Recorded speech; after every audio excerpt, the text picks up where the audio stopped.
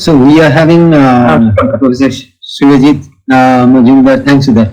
We are having Professor Surajit Majumdar. Surajit, without wasting further time, I will ask Surajit to take over. Surajit is teaching in JNU, Center for Economic Studies and Planning, and he was also former president of JNU Teachers Association. Over to you. Thank you, Shubhankar, and very good evening to everyone. Dr. CR has given you a broad overview of the national education policy through the process of reading between the lines of the text policy. The broad conclusions he has tried to place before you are the conclusions that I would also reiterate, but I will approach it from a slightly different angle. To begin with, I just like to make 2 points. One is that, as Dr. CR said, we are no longer debating a draft of a national policy prepared by a group of selected educationists, being discussed by another group of educationists. We are now discussing a policy which has been adopted by the government, in which the government has made its choices about what parts of the policy recommendations made by the committee it wishes to retain or keep, which parts it doesn't want to, and what it wishes to add to those particular proposals. So now it's become a policy document which bears the stamp of the government of the day in terms of what it wants to do as far as education is concerned. The second is that this document does not come in a vacuum, but comes in the context of a certain historical context is there in which this document is coming, which is marked by certain social, political, economic tendencies and their reflections also in the sphere of education. It emerges from that context and it represents an attempted intervention in that context. And what we have to try and figure out is, in the background of those trends, that we can see are trends of the present. What is the implication of this particular policy in terms of what intervention it seeks to do? What does it mean in terms of what is the future direction going to be or likely to be, given if you formulate an intervention based on this particular policy? And when we look at the policy, it is not necessary that the policy should be seen or the document should be seen as something which is a coherent whole, where every part of it is consistent with every other part of it. It usually isn't the case in the most policy documents, and therefore the exercise that Dr. CR was doing, which is you have to read between those lines and figure out which is the important part and which is simply an unimportant discussion that is part of any official policy document. So I'd like to define the context of this policy first by highlighting three important aspects of the economic context from which I will then wish to draw your attention to certain features of what's happening in education, all of which are trends or tendencies that can be identified by the data that is available. The first of these is that we are talking about education in the background of a economic trajectory that has been followed. Broadly speaking, it is referred, the policy framework is referred to as LPG, liberalization, privatization, globalization. But what I wish to highlight is that in the last 30 years, 25, 30 years, you've seen an economic trajectory in which the inequalities in India, economic inequalities between a small minority of the population and the majority on the other side, that inequality of in the distribution of income and wealth is something that has increased tremendously. This is something that is corroborated by evidence that you essentially have had a process of development in which some segments, roughly about 10% of the Indian population, has been able to increase its share in the total national income to now more than 55% of the total. Okay. Within that particular process by which this has happened, some bit of that increase in incomes of some segments of the Indian population, very significant increases, have taken place through one or the other kind of business activity or investment in one or the other kind of activity. So its profits, the investments in stock markets, financial assets, these are one source of that particular increase. This trajectory has, however, also created a very small number of job opportunities, white collar job opportunities, which have offered very high, relatively very high salaries and incomes. The number of such job opportunities has been extremely limited. On the other hand, if one looks at what has been the expansion of employment opportunities for the large majority of the population, then one finds is that very little has happened in terms of employment creation. And particularly when we are saying that a large number of people have been leaving agriculture and looking for work outside agriculture, very little employment opportunities has been created for this large majority of people. And the absence of large number of jobs has meant that you always have many people chasing the same job. And the consequence of that has been that what people receive for that employment, even if they get jobs, is very little. So there's large unemployment, large degree of underemployment, and if you get employment, what you get paid or the income that it can generate remains extremely limited. So this has been the reason why large majority has remained depressed at low incomes, while at the other end, one small minority has been able to significantly increase its incomes.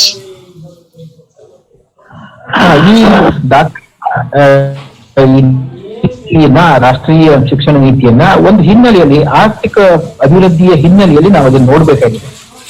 ಈ ಅಭಿವೃದ್ಧಿಯ ಏರುಗತಿ ಇದೆಯಲ್ಲ, ಆರ್ಥಿಕ ಗತಿಯನ್ನ ನಾವು ನೋಡಿದ್ರೆ ಒಂದು ಸಣ್ಣ ಗುಂಪು ಈ ಅಭಿವೃದ್ಧಿಯ ಲಾಭವನ್ನ ಪಡೆದುಕೊಂಡು ಅದು ತನ್ನ ಒಟ್ಟು ಉತ್ಪನ್ನವನ್ನು ಹೆಚ್ಚಿಸಿಕೊಳ್ತಾ ಹೋಗಿದೆ. ಅದು ಚಿಕ್ಕ ಉದ್ಯೋಗದಲ್ಲಿ ತೊಡಗಿದೆ ಕೂಡ, ಒಂದು ಸಣ್ಣ ಪ್ರಮಾಣದ ಜಾಬ್ ಕ್ರಿಯೇಷನ್ ಕೂಡ ತೊಡಗಿದೆ.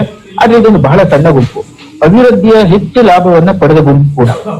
ಆದ್ರೆ ಬಹಳ ದೊಡ್ಡ ಸಮಾಜದ ಬಹಳ ದೊಡ್ಡ ಭಾಗ ಇದೆಯಲ್ಲ, ಇದು ಪರಿಸ್ಥಿತಿ ತುಂಬಾ ಕೆಟ್ಟದಾಗಿ ಇದೆ. ಕೆಲಸ ಇಲ್ಲ, ಅನ್ಎಂಪ್ಲಾಯ್ಮೆಂಟ್ ತುಂಬಾ ಹೆಚ್ಚಾಗ್ಬಿಟ್ಟಿದೆ, ಕೆಲಸ ಇಲ್ಲ. ಮತ್ತೆ ಒಂದೇ ತರದ ಉದ್ಯೋಗಕ್ಕಾಗಿ ಅನೇಕರ ನಡುವೆ ಪೈಪೋಟಿ ಇದೆ.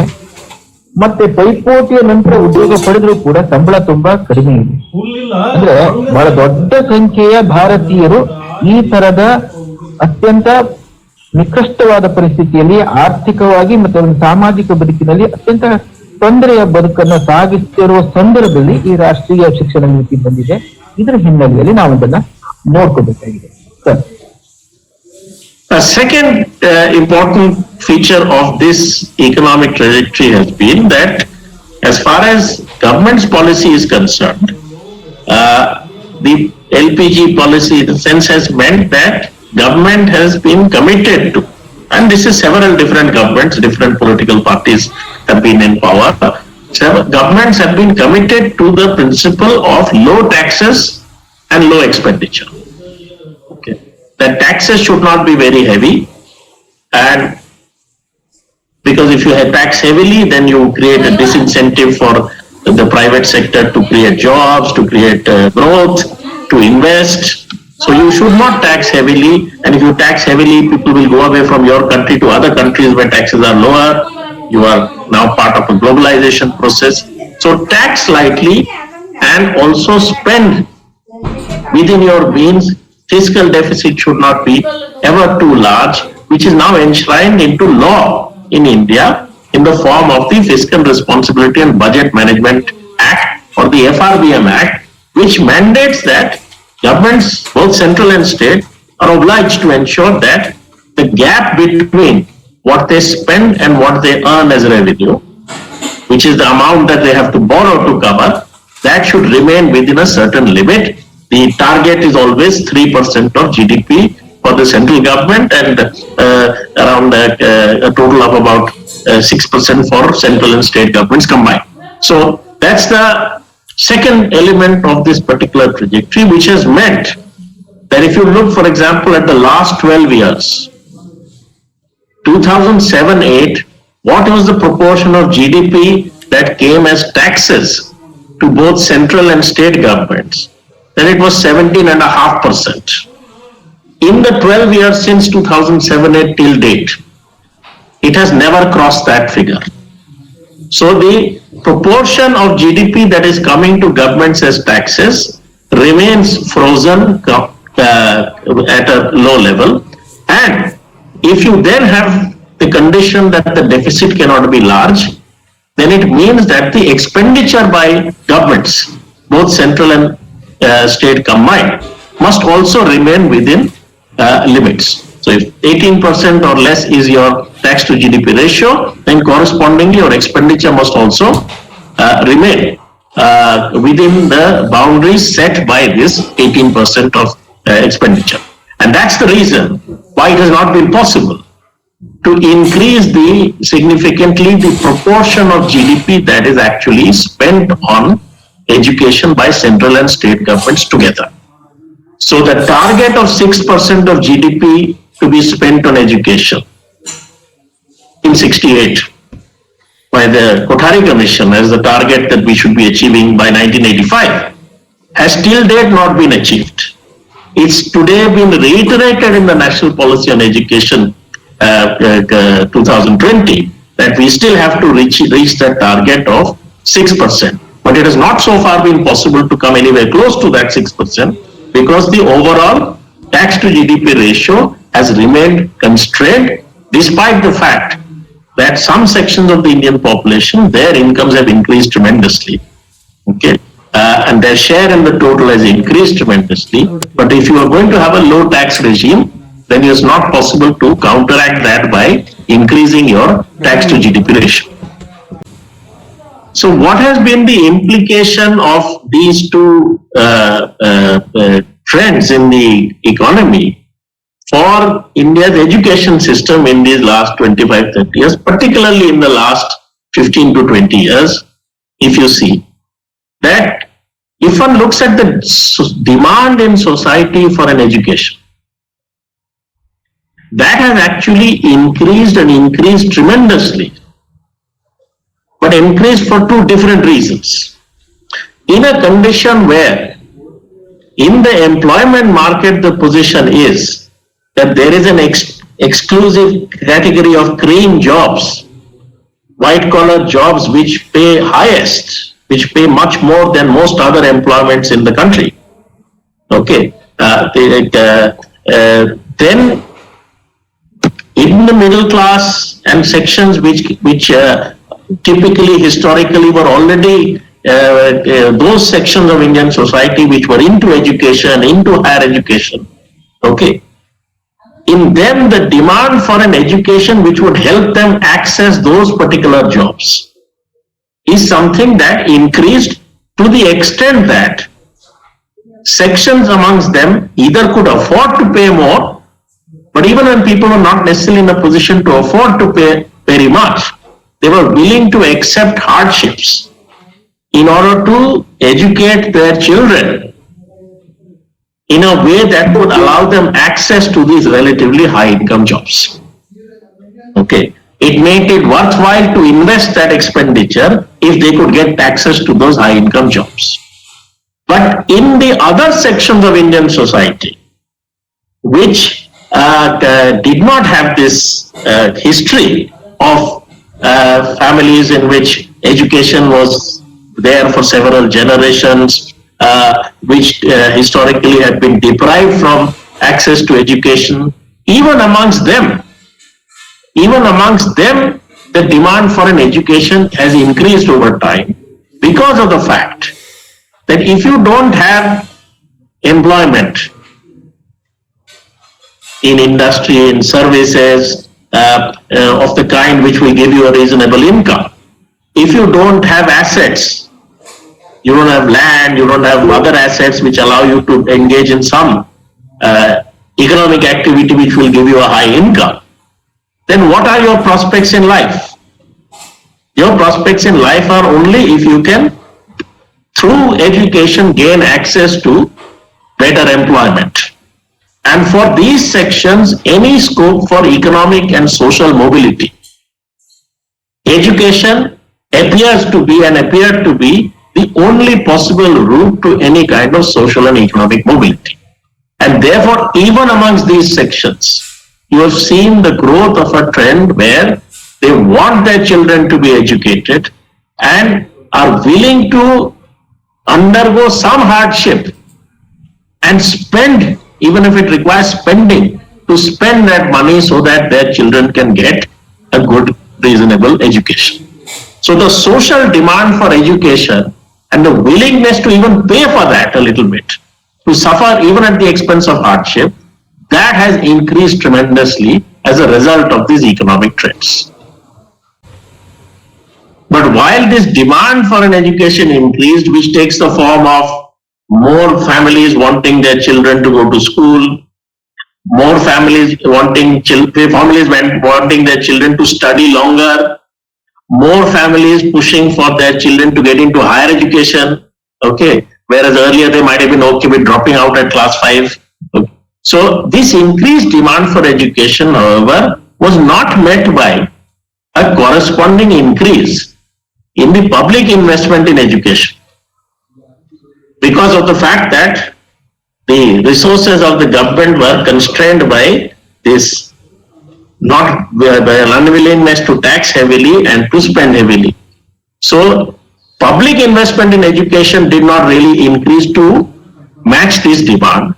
What actually happened was that the private sector stepped in to exploit this increasing demand, and what we saw in the last we've seen in the last 20 years or so is a massive level of privatization of the Indian education system from school to higher education. So 45% of school enrollment in a poor country like India, at least 45% of school enrollment is in private schools, not in government schools. In higher education, 45% of college enrollment is in private unaided colleges, another 21% in private unaided colleges. If one looks at professional courses, which is for which the demand has increased precisely because of the desire to access the most high-paying jobs that are available in the economy. If you look at professional courses, more than 72% of undergraduate enrollment and more than 60% of postgraduate enrollment in professional courses has been in private unaided institutions. And even in public institutions which are offering these professional courses, your IITs, IIMs and things like that, the levels of fees that are being charged have been increasing. Not just, so it's not just private institutions which have been charging high fees, but even public institutions have been raising their fees because public expenditure on this education has not been forthcoming. The consequence has therefore been that Indian education has become highly privatized before National Policy on Education 2020 was adopted, and also become far more costly than it used to be 20 years ago. Even if one looks at universities, private universities are relatively new, still a small part of the university system. But if you see the last 5 years, 55% of the increase in university enrollment in India has happened in private universities. And another 33% of the increase in enrollment has happened in public but open universities, not in the regular universities. So public open universities and private universities, between them have accounted for 88% of the increase in university enrollment. So public universities have not been able to increase the access of people to a higher education. Rather, public regular universities, rather open online or distant learning institutions as well as private universities have accounted for the bulk of the increase in university enrollment in the last 5 years. Now, this this process of privatization and in education becoming increasingly costly in a background of rising economic inequality means that in many different ways, even if the number of people studying in institutions of education are increasing, the inequalities in access to education have actually increased. Okay. Partly it is that some people simply cannot afford the education, and therefore they end up going to those parts of the education system where they pay, but they do not get the best quality education that that payment should actually deserve. The other thing that happens is because people are having to pay, those who are relatively low income, poor, they are effectively paying a larger proportion of their income as expenditure on education as compared to those who have high incomes.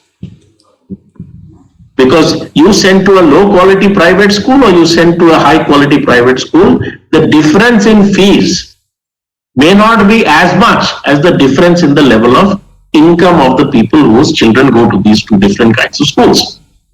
So it's like a regressive taxation system where poor are paying more taxes as a proportion of their income, which is going to financing education, than the rich are paying for financing education. It's a regressive system of taxation where the burden of expenditure on the relatively lower income poor sections of the population, the disadvantaged sections of the population, is relatively greater. So the first question to ask then is, when you read the National Policy on Education, does it say that it wishes to change this particular, or does it see itself as a policy which is about changing these adverse trends in the larger economy and the implications it has for education? Or does it see itself as a policy which is about reinforcing these or strengthening these tendencies? Now, if you read the National Policy on Education, you will find no place any indication that it is seeking to arrest or stop these adverse trends in India and their implications for education and chart a different future for India's economy, India's society and India's education system.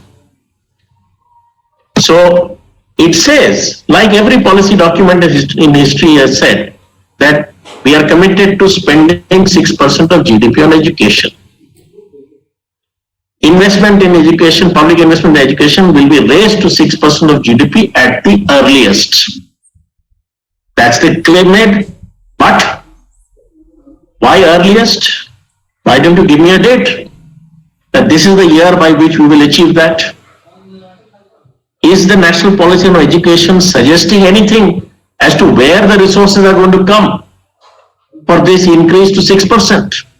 There is no single proposal to say that, okay, you tax these parts of the economy or these sections of society a little bit more heavily so as to be able to finance this enhanced investment in higher education. If there is no such concrete proposal in the National Policy on Education, then I must conclude that the commitment to increasing public investment in education is simply lip service, like every document in the past has done.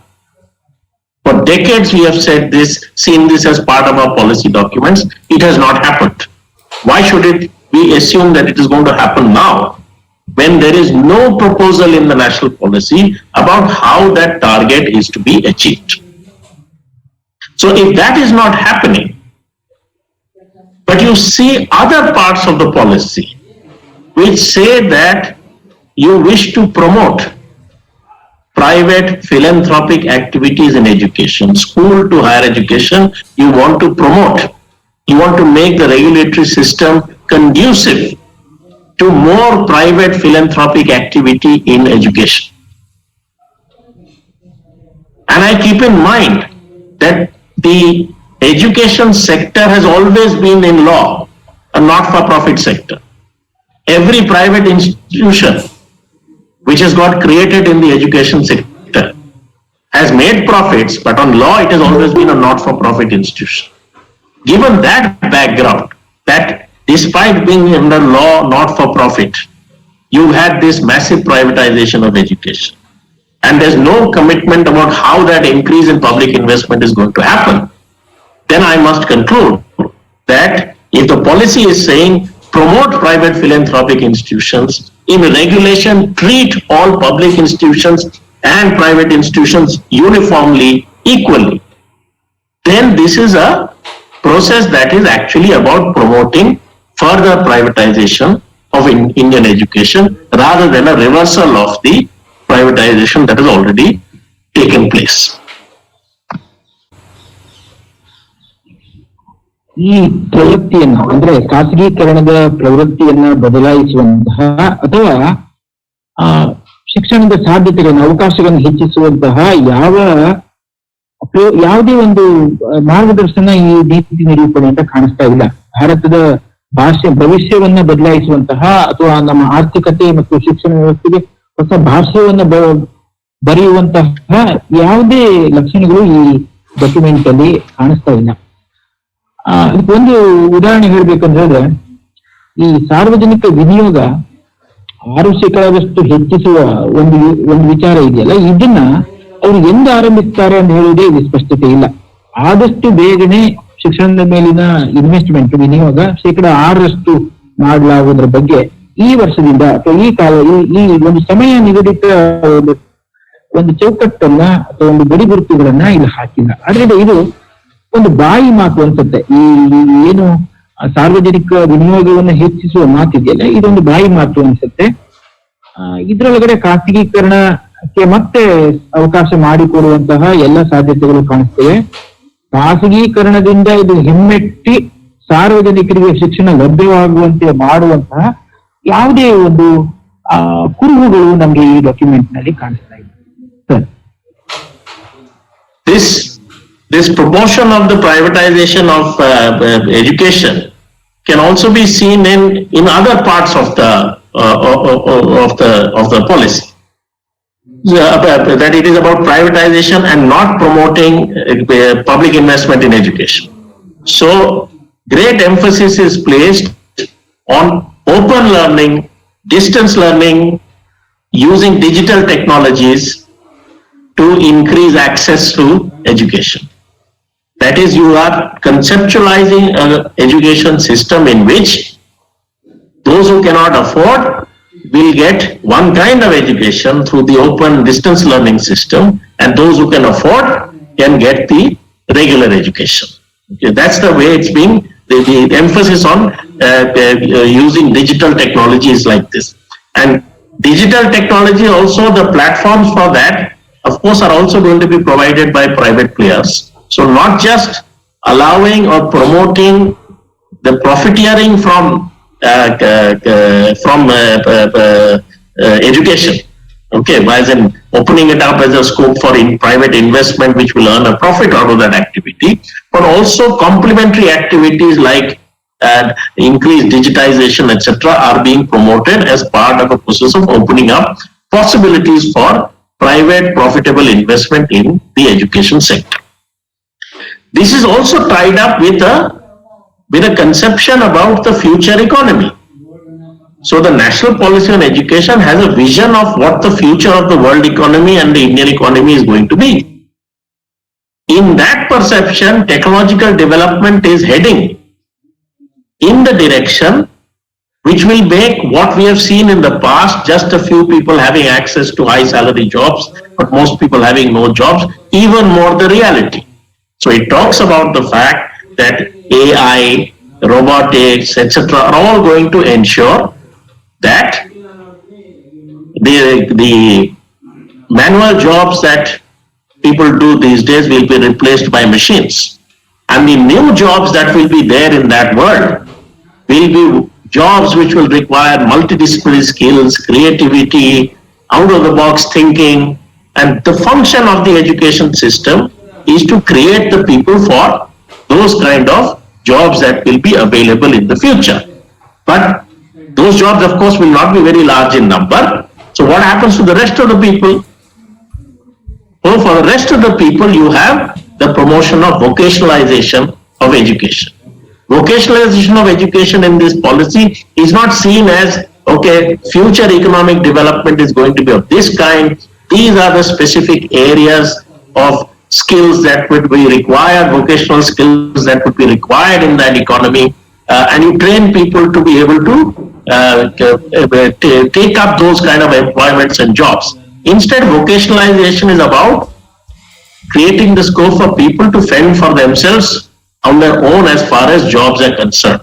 And the statement made, I think yesterday, repeated yesterday by the Prime Minister when he said, we are not interested in creating job seekers, but in job creators, falls in line with that particular vision itself. So the education system is about creating one category of people who will go into this highly creative, top quality jobs that will be available in limited numbers, and the rest are going to go through in a different direction through the process of vocationalization.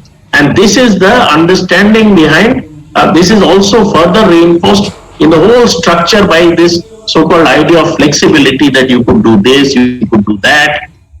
From school stage itself, there will be flexibility that students can choose to do this or choose to do that. Okay. So creating from the very beginning this hierarchy between two categories of, or more than two categories of students in terms of what access they can get, what kind of education they can get, and what kind of a career possibilities are opened up for them through that education.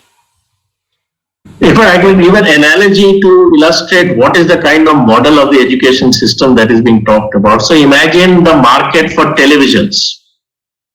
There are 10, 50 say different companies which are selling televisions. Each company has different kinds of televisions. Okay, black and white or color, 14-inch to big, LCD, plasma.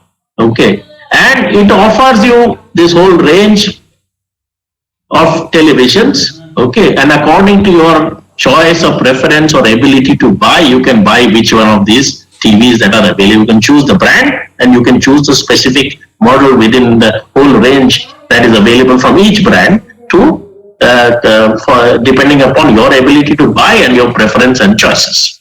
Okay. Each one of those companies has employees, okay, who don't run the company, who are employees accountable to the managements. Okay. The managements decide how much is to be paid to each one of them, what should be the terms and conditions, who gets promoted, who doesn't get promoted. Okay. They have autonomy as far as that is concerned. Of course, there is some regulation, there is a company law, there are other regulations or laws that the government decides, which every company has to adhere to. But within the framework of that regulation, it is autonomous to decide what products to offer, what range of products to offer, how to treat their employees, okay, what wages are to be paid to their employees, how many people will be regular, who will get high pay, who will get low pay. Those are all they're all autonomous in that. That's exactly the model of education that they're thinking of in this National Policy on Education 2020.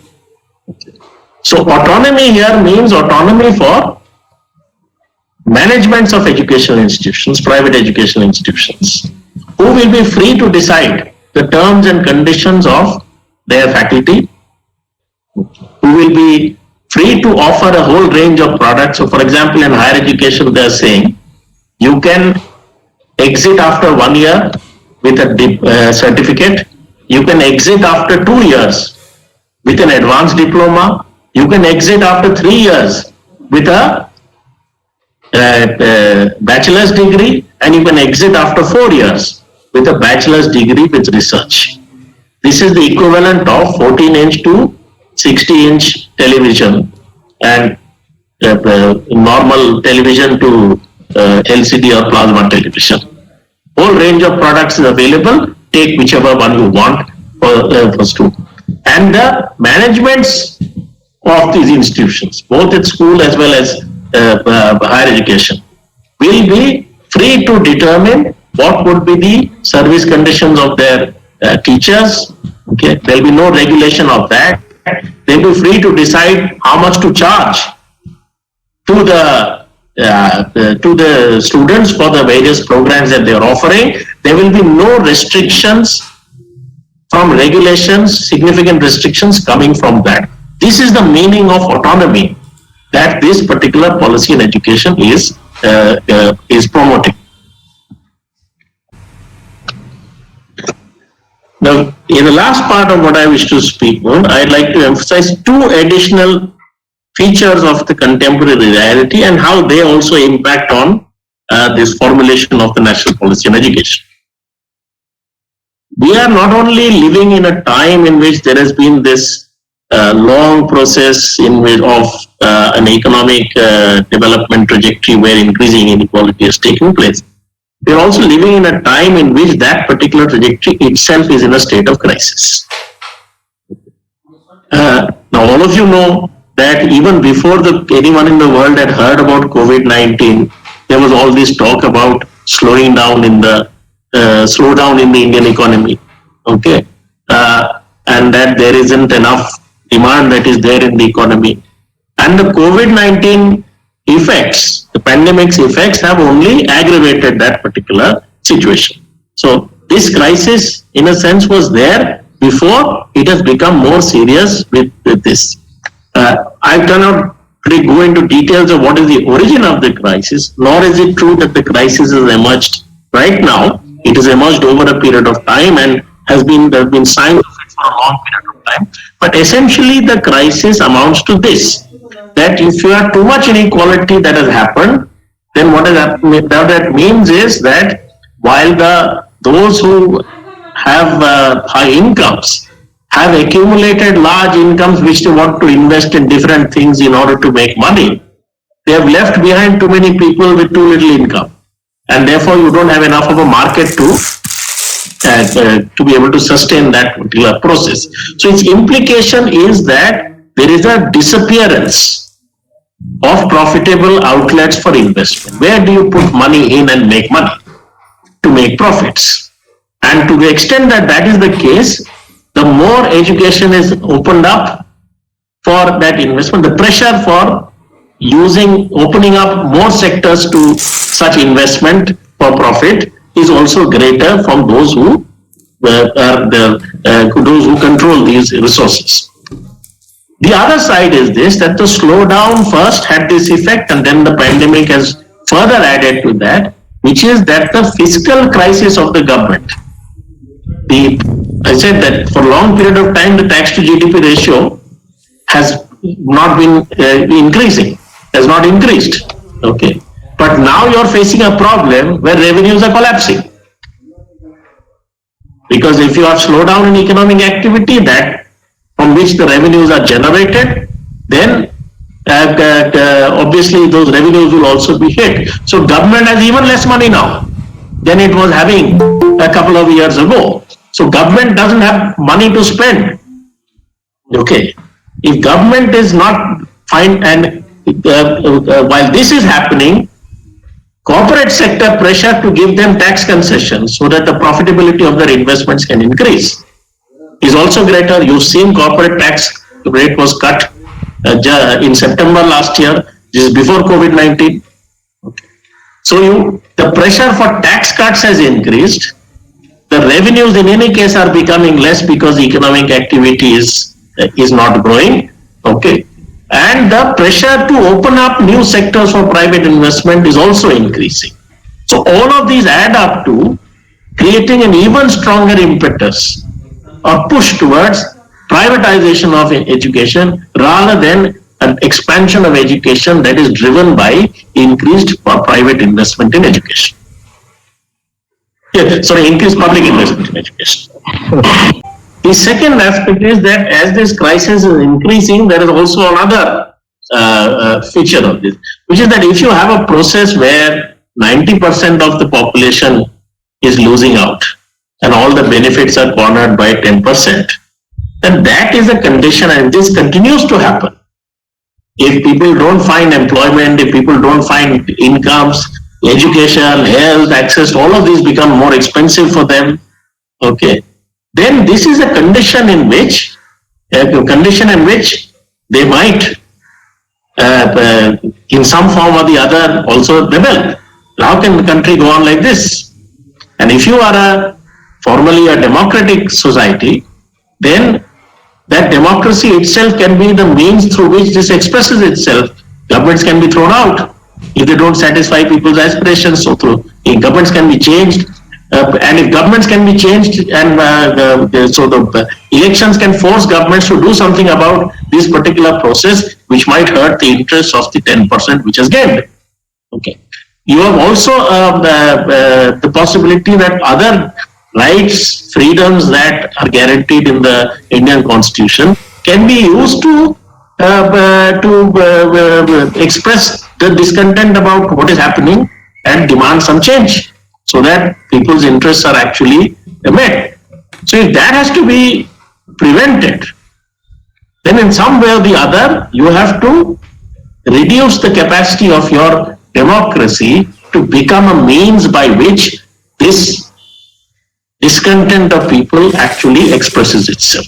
And what we have seen actually happening is that the process of communalization, the promotion of a certain kind of view of nationalism, the promotion of, and within its cover, the undermining of several democratic institutions, the increasing use of the state to persecute all those who oppose any government.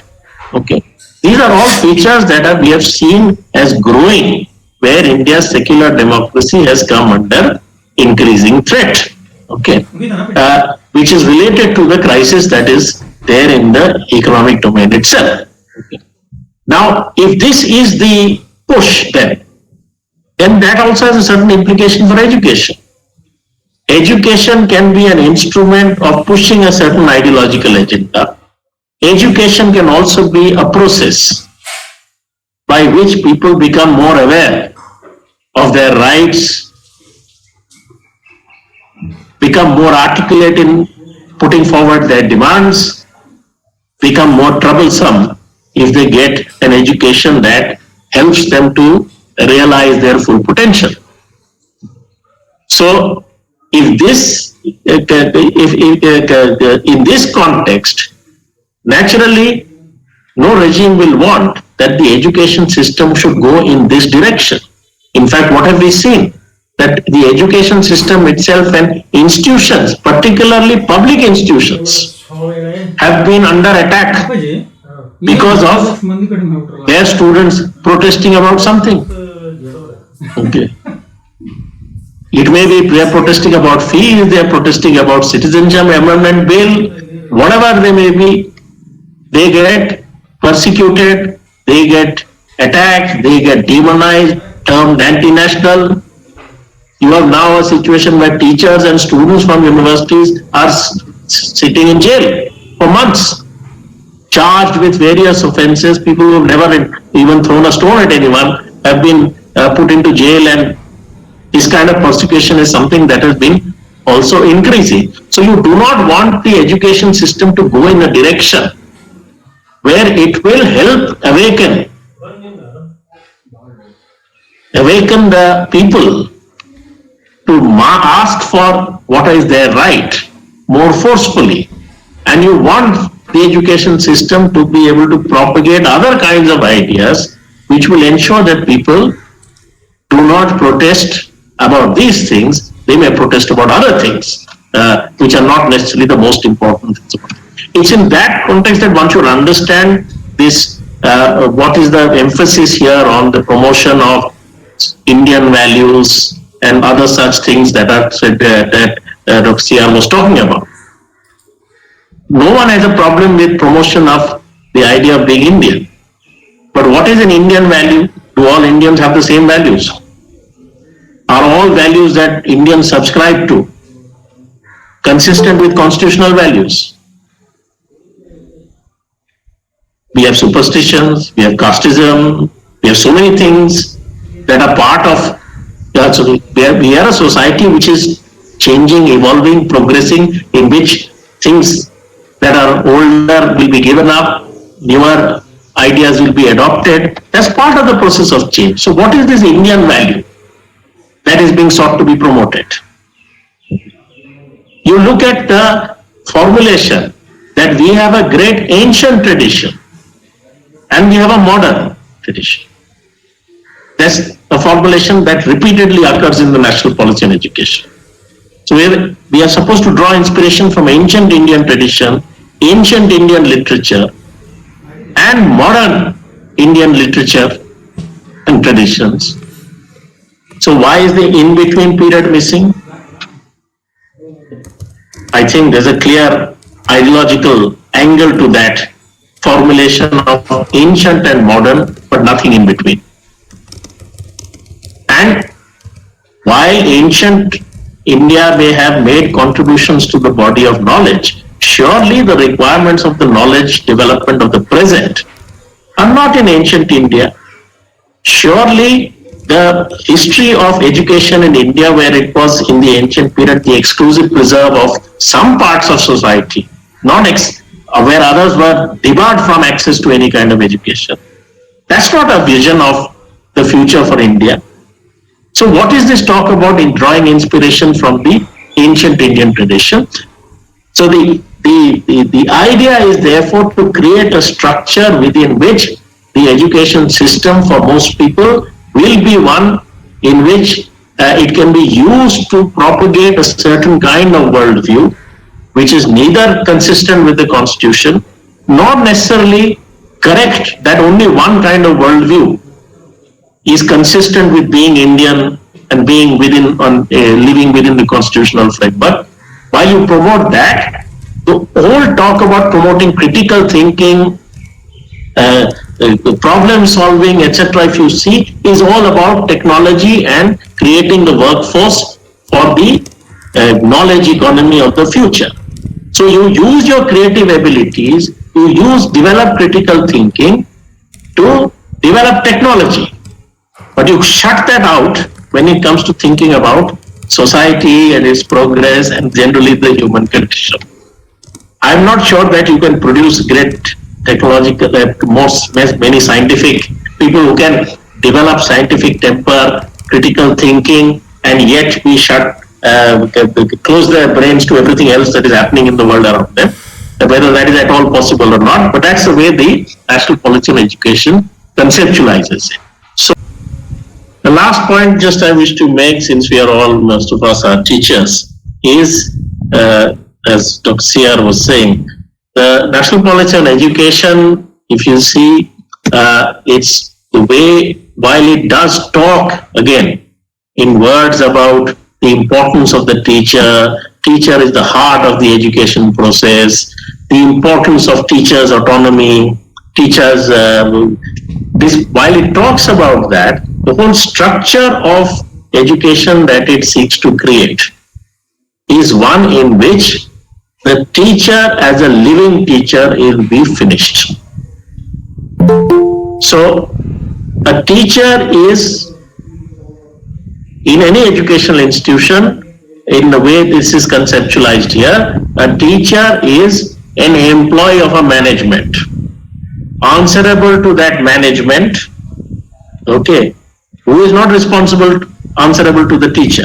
Teacher is accountable to that management. Management has in control of it, that is the meaning of autonomy. Management has control of everything that matters to the life of the teacher. What service conditions, what job, what kind of salary, what everything, what career advancement opportunities will be available, everything is in the hands of that particular management. The teacher is an instrument of that management for delivering this service to the customers who are students.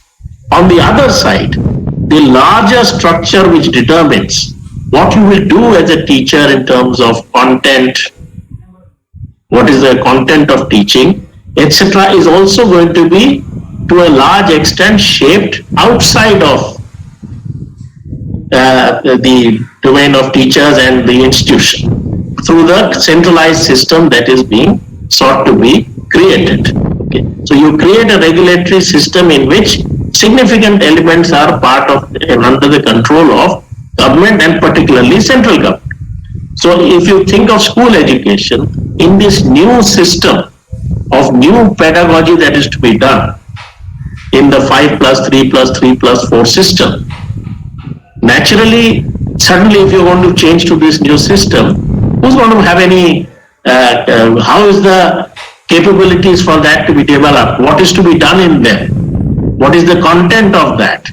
It is going to be decided and everyone is going to be supposedly trained to deliver that particular content. So it's a top-down structure of running education. In higher education also, see, I mentioned these different regulatory bodies. Someone will determine the learning outcomes that you have to adhere to, the curriculum framework.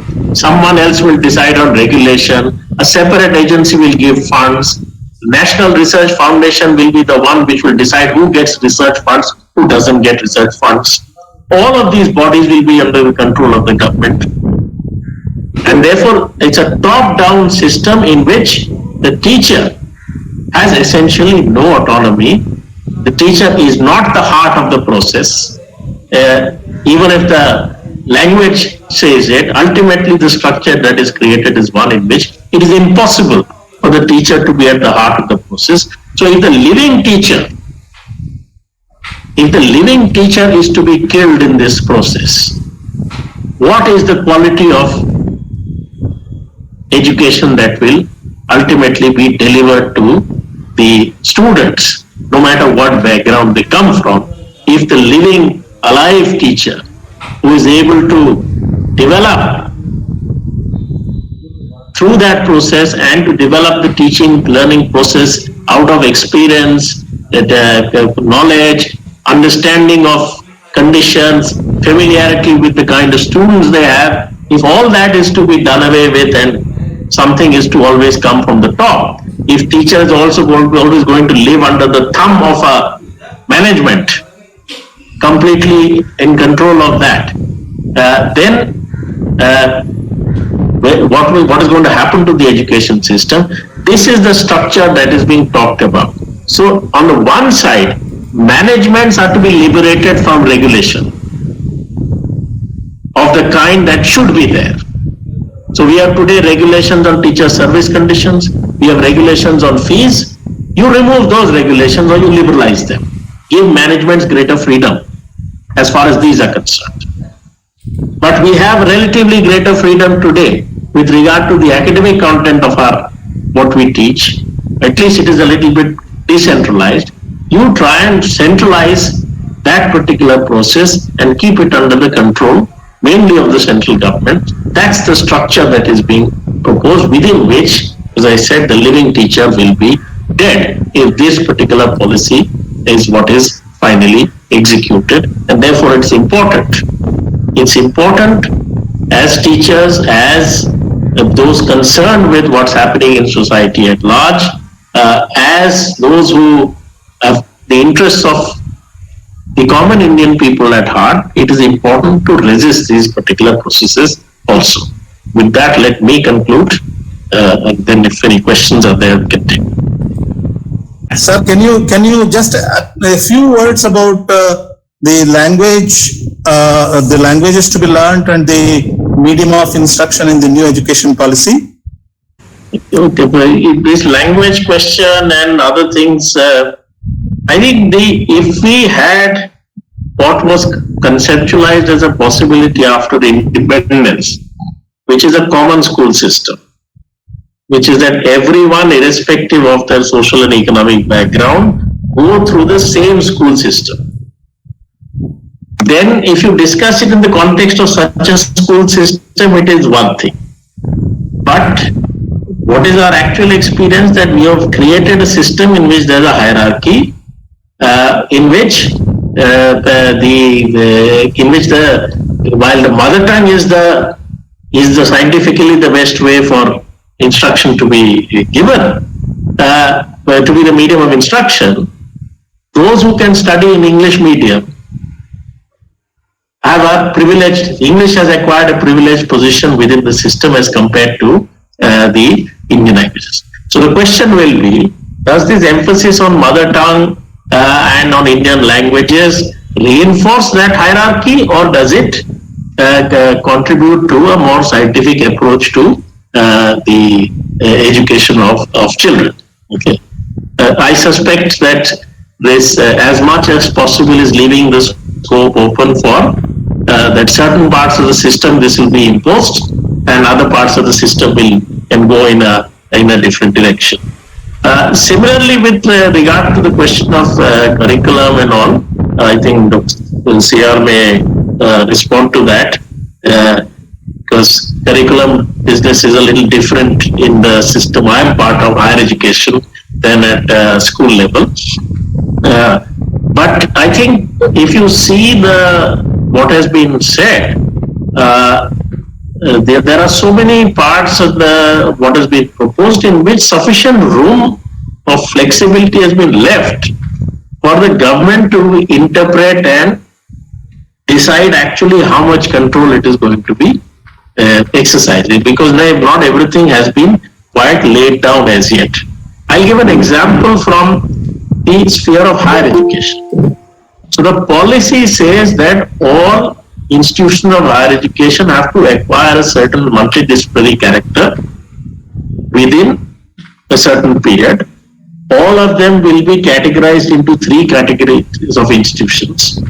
Those which are primarily research universities, those which are primarily teaching universities, and autonomous colleges. Okay. Now, this structure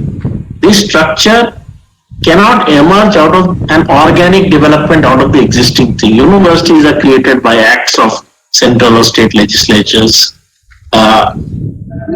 Affiliation systems exist as per the legal provisions created within these different legislations. Now, this entire system, if you're going to restructure and every university will become a particular kind, slotted into one category, who's going to do that? So it is actually creating the possibility that because that has now adopted as the policy, it will create the possibility for the autonomies that existing legislations guarantee or grant to different institutions. Those will be dispensed with to do this kind of restructuring. Those are the possibilities. Same with the question of curriculum. Now an entirely new, different approach is to be followed with regard to what is to be taught from the very beginning. So you're going to start with Anganwadi workers. They will be trained through online courses so that they can learn early childhood care and development without disturbing their existing work. So you don't want to spend money to create the scope for early development and education. You want to use your existing system of Anganwadis to find a cheap way of doing that, and you will train them. Then you will train teachers to deliver the other parts of these courses. So there's no existing blueprint available for what they want to be done in the school system. Someone will create it, and then it will be handed down to teachers to deliver. So therefore, it creates the scope for the government to basically control the whole process of what the education is going to be delivered, rather than being a process that is determined by some combination of inputs from educationists, autonomous inputs from educationists, and interaction with government, which is the way in which we do it presently.